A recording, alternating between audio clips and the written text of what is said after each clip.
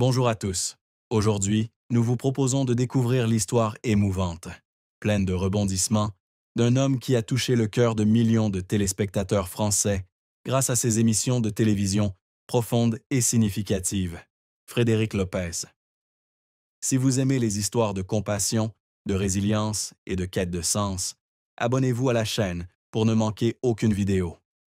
Rejoignez-moi pour explorer la vie de Frédéric Lopez, de ses jours brillants à l'écran à ses moments sombres et larmoyants.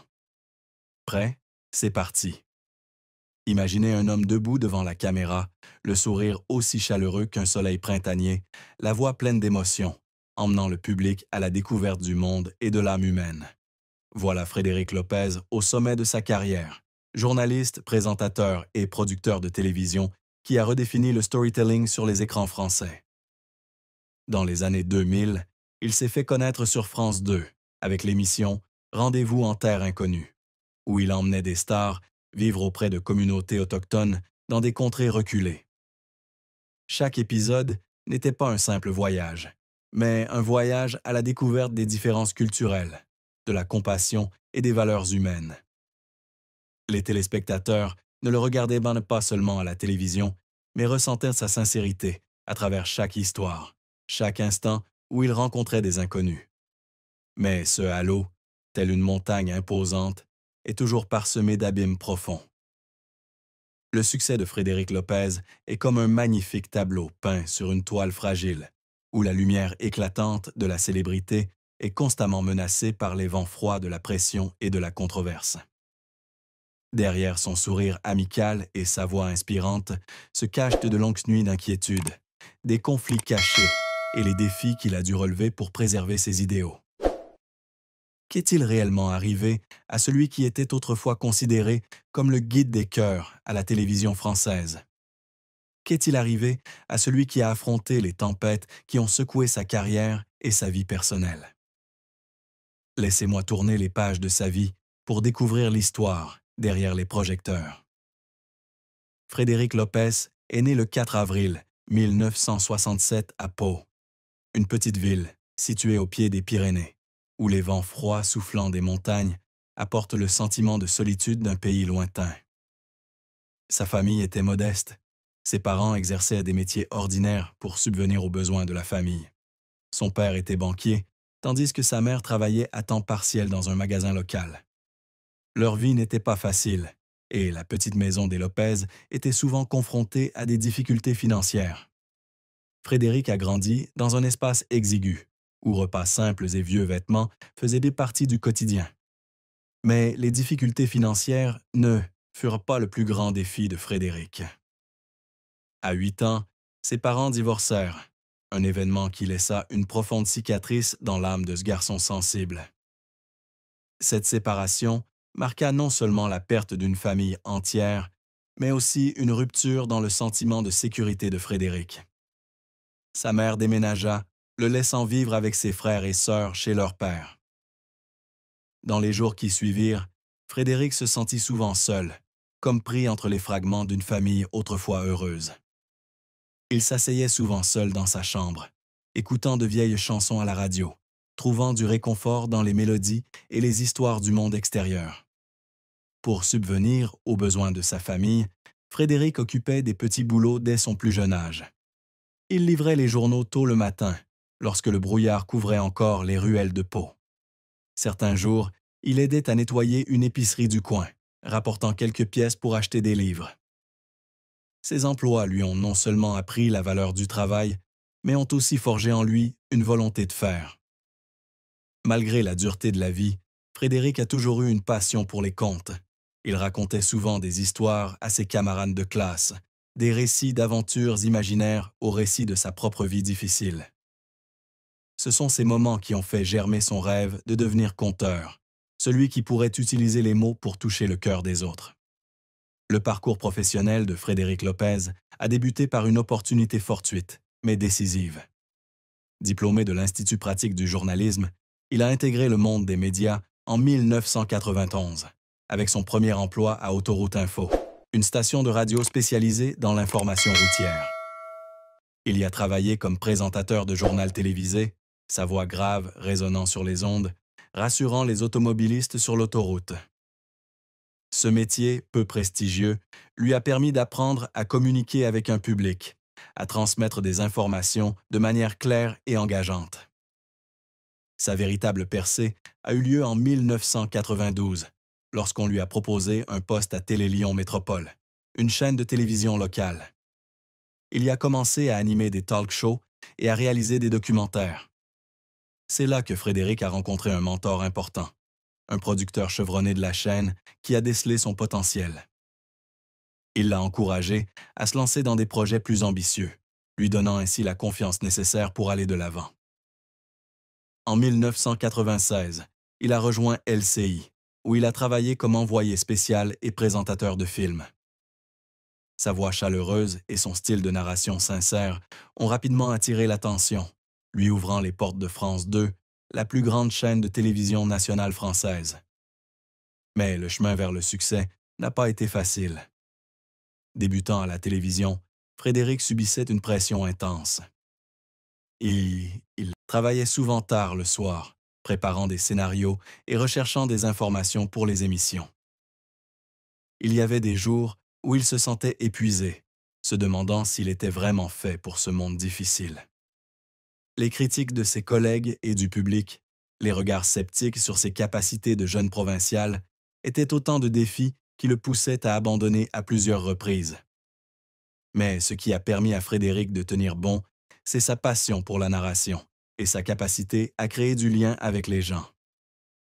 Il était convaincu que chaque histoire avait le pouvoir de changer le regard des autres.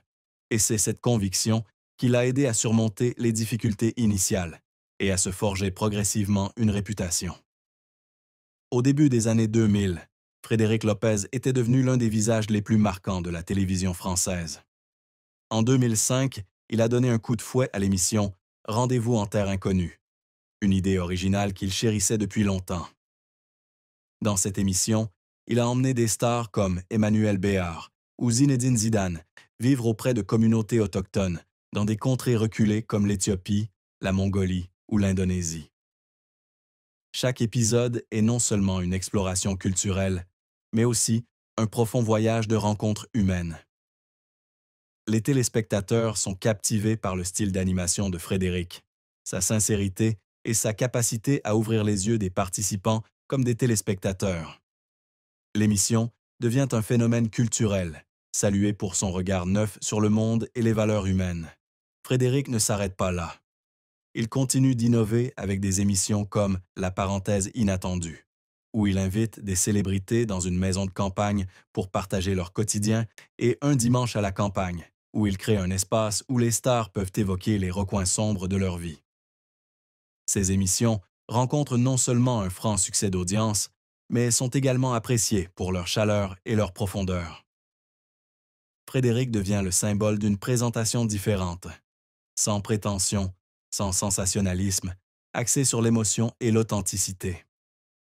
Il n'était pas seulement un animateur, mais un conteur, un guide qui aidait le public à découvrir les aspects les plus profonds de l'humanité. L'influence de Frédéric Lopez s'est étendue au-delà de la télévision. Il est devenu une source d'inspiration pour de nombreux jeunes producteurs, désireux de créer des émissions à forte valeur sociale. Il s'est également impliqué dans des actions caritatives, notamment en soutenant les communautés autochtones rencontrées dans Rendez-vous en terre inconnue. Son style, sa voix chaleureuse, son regard sincère et son sens de l'écoute ont fait de lui un ami apprécié du public, et non une simple célébrité. Au sommet de sa carrière, Frédéric Lopez n'était pas seulement une star de la télévision, mais une source d'inspiration, quelqu'un qui utilisait le pouvoir des médias pour répandre compassion et compréhension. Mais l'aura de Frédéric Lopez n'a pas toujours été au beau fixe. En 2016, il a été confronté à l'une des plus grandes controverses de sa carrière. Un livre l'a critiqué pour avoir donné de fausses informations dans un épisode de l'émission Mille et d'une vies. Dans cet épisode, il racontait l'histoire d'un meurtre, mais a été accusé d'avoir volontairement modifié les détails, induisant les téléspectateurs en erreur sur la nature de l'incident. L'incident a provoqué une vague de controverses sur les réseaux sociaux et dans la presse, certains estimant qu'il était malhonnête pour le plaisir du drame. Bien que Frédéric se soit excusé et ait expliqué qu'il s'agissait d'une erreur involontaire, l'incident a terni son image, symbole de sincérité. De plus, Frédéric a également subi la pression de l'industrie télévisuelle. Alors que le divertissement à sensation et les émissions de télé-réalité envahissèrent les écrans, ces programmes humanistes étaient jugés sélectifs. Certains producteurs de France 2 ont commencé à le pousser à changer de style et à créer des contenus plus accessibles. Frédéric s'est alors senti pris entre ses idéaux et la dure réalité du secteur. Il a confié lors d'une interview qu'il avait parfois l'impression de se battre seul, essayant de défendre les valeurs des programmes auxquels il croyait. Le stress de son travail a également affecté sa vie personnelle.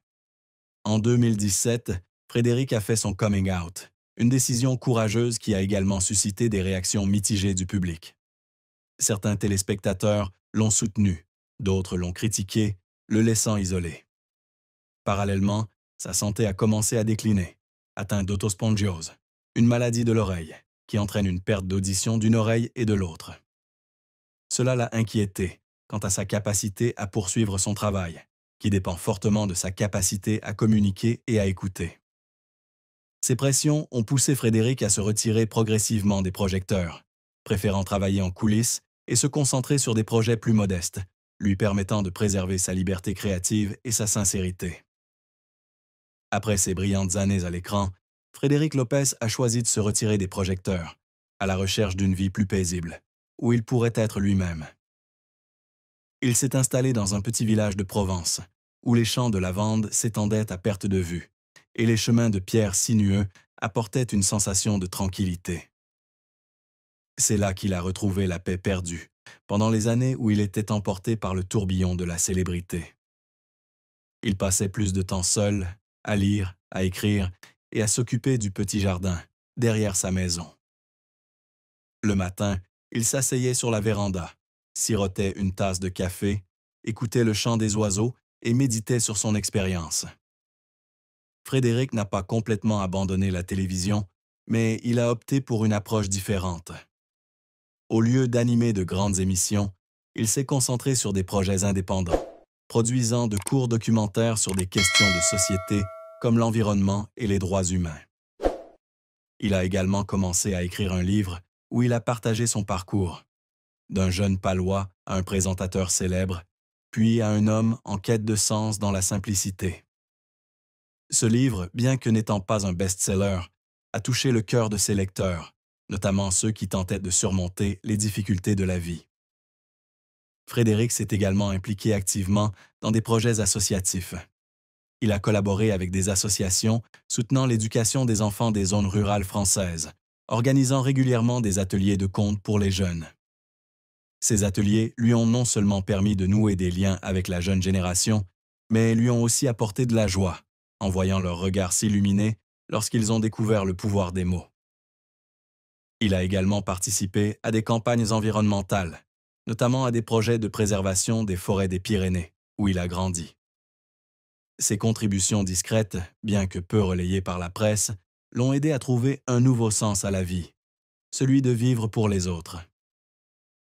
Frédéric n'a pas fait un retour fulgurant à la télévision, non pas par incapacité, mais parce qu'il a choisi une voie différente. Il a un jour confié qu'il ne souhaitait plus la célébrité, mais plutôt une vie où chaque jour lui apporterait un sentiment d'épanouissement. De petits projets, des conférences dans les écoles et des voyages dans les communautés autochtones pour continuer à raconter leurs histoires sont devenus pour lui une nouvelle source de motivation. Frédéric Lopez, après les feux de la rampe, n'est plus une star de la télévision, mais un conteur discret qui met son cœur au service des autres et transmet des valeurs humaines. À 58 ans, Frédéric Lopez a dû faire face à de nouveaux défis, notamment en matière de santé. L'autospongiose dont il souffrait depuis des années continuait d'affecter son audition, l'obligeant à utiliser un appareil auditif et limitant sa participation aux événements publics. Bien que non mortelle, cette maladie le rendait constamment inquiet quant à sa capacité à communiquer, pourtant essentielle à sa carrière et à sa vie. Il y avait des jours où il se sentait mal à l'aise, incapable d'entendre clairement les voix de son entourage, et ces moments le ramenaient à la solitude qu'il avait connue enfant. Il a commencé à se concentrer sur la méditation et le yoga, non seulement pour améliorer sa santé, mais aussi pour trouver la paix intérieure. Intérieurement, Frédéric a appris à accepter le vieillissement et l'oubli du public. Il n'était plus un visage habituel à la télévision, et son nom s'est peu à peu effacé des yeux de la jeune génération. Certains jeunes téléspectateurs ne le connaissaient pas, tandis que les plus âgés en parlaient avec regret et émotion. Certains écrivaient sur les réseaux sociaux que les soirées familiales devant Rendez-vous en terre inconnue leur manquaient, mais ces commentaires se faisaient de plus en plus rares. Face à cette indifférence, Frédéric a choisi de vivre dans la gratitude. Il a consacré du temps à écrire un journal intime, consignant ses pensées sur la vie, ses joies et ses peines. Il s'est également mis au dessin, un moyen d'exprimer les émotions qu'il ne pouvait exprimer par des mots. L'héritage de Frédéric Lopez ne se résume pas au prix ou à l'audience des émissions qu'il a animées. Il réside dans les histoires qu'il a racontées, les personnes qu'il a rencontrées et les valeurs humaines qu'il a transmises. Il a laissé derrière lui une petite association caritative pour soutenir l'éducation des enfants des Pyrénées, où il a grandi. Il a également inspiré de nombreux jeunes producteurs à continuer de créer des émissions à fort impact social. Le public, même s'il ne le mentionne plus souvent, garde toujours une petite trace de son cœur pour lui, cet homme qui a porté des chemins de compréhension et de compassion. Des émissions comme Rendez-vous en terre inconnue restent un événement marquant de l'histoire de la télévision française, et le nom de Frédéric Lopez est toujours associé aux belles valeurs qu'il a portées. Tout au long de sa vie, Frédéric Lopez n'a pas marché seul. À ses côtés, des compagnons l'ont aidé à surmonter les épreuves et à partager les joies. Son compagnon, un homme discret travaillant dans le milieu artistique, a été son plus grand soutien. Après avoir annoncé publiquement son orientation sexuelle en 2017, Frédéric a trouvé la paix dans cette relation. Sa compagne, compréhensive et patiente, a toujours été là pour lui dans les moments difficiles, notamment lorsque l'autospongiose le faisait craindre pour l'avenir. Un jour, évoquant la santé de Frédéric, sa compagne a déclaré, la voix pleine d'émotion, « Je veux juste qu'il soit heureux et qu'il ne s'inquiète pas de choses qu'il ne peut pas contrôler. » Ces mots étaient non seulement un partage, mais aussi un témoignage de l'amour profond qui les unissait. La famille de Frédéric, bien que désunie depuis son enfance, est restée une part importante de sa vie. Il a maintenu une relation étroite avec sa mère, qui est revenue dans sa vie à l'âge adulte. Les conversations avec elle, souvent lors d'après-midi paisibles en Provence, l'ont aidé à retrouver le sentiment de sécurité qu'il avait perdu pendant son enfance. Il entretient également une relation étroite avec ses frères et sœurs, organisant régulièrement des réunions familiales où ils partagent des histoires et rient ensemble. Ces moments, bien que simples, sont une grande source de motivation pour lui et le poussent à aller de l'avant. Outre sa famille, Frédéric a aussi des amis proches qui l'ont accompagné tout au long de sa carrière. Parmi eux, un producteur qui a collaboré avec lui sur Rendez-vous en terre inconnue. Ce n'est pas seulement un collègue, c'est aussi un ami qui l'a toujours encouragé dans les moments difficiles, notamment après la polémique de 2016. Ses amis ont aidé Frédéric à garder confiance en lui, même lorsqu'il se sentait rejeté par le public. Ce sont eux qui lui rappellent que sa valeur ne réside pas dans la lumière, mais dans ce qu'il apporte au monde. L'influence de Frédéric Lopez s'étend au-delà de ses années à la télévision, devenant une source d'inspiration pour des générations. Ses émissions, notamment Rendez-vous en terre inconnue, ont révolutionné le regard des téléspectateurs. Il a démontré que la télévision n'était pas seulement un lieu de divertissement, mais aussi un outil d'éducation, de connexion et de partage. Inspirés par lui, de nombreux jeunes producteurs ont commencé à créer des émissions humanistes, axées sur la narration et l'exploration de valeurs humaines profondes.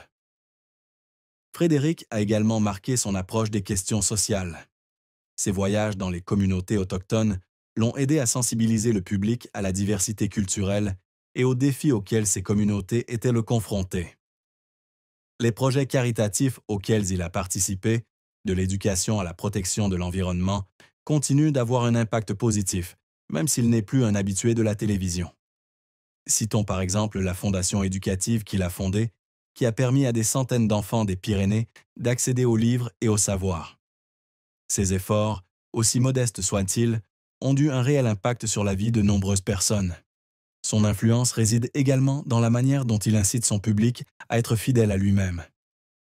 Faire son coming out en 2017 n'était pas seulement une démarche personnelle, mais aussi un puissant message de courage et d'honnêteté.